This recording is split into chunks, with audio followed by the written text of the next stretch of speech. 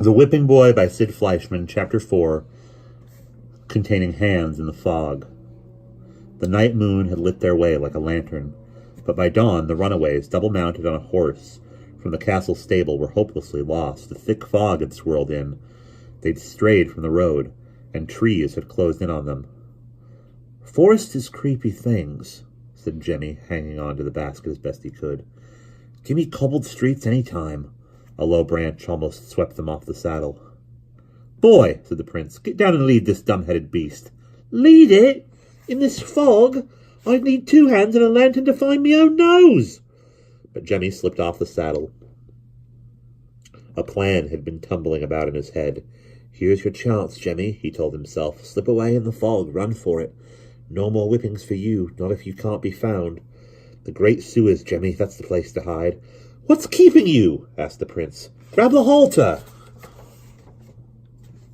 "I'm thinking."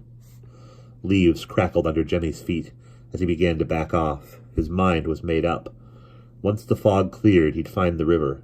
Hadn't his pa taught him his way through the maze of mighty brick sewers? That's where they'd caught the fiercest rats to sell by the cageful. The dog and rat pits paid fancy prices for the best fighters, and that meant sewer rats. Who'd think to look for Jemmy under the city? Jemmy took another crackling step backward and froze. A sudden yellow glow floated in the fog. The prince burst into squawks and bellows. "Who's there? Let go! Take your hands off me, you insolent rascal!" There came a rough, booming reply. "Well, what we got here?" The glowing lantern swayed.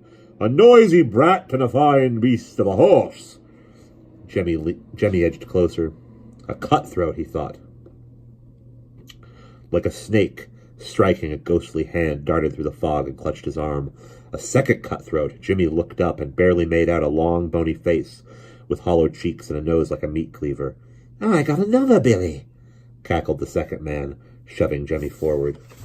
And that's the end of Chapter 4.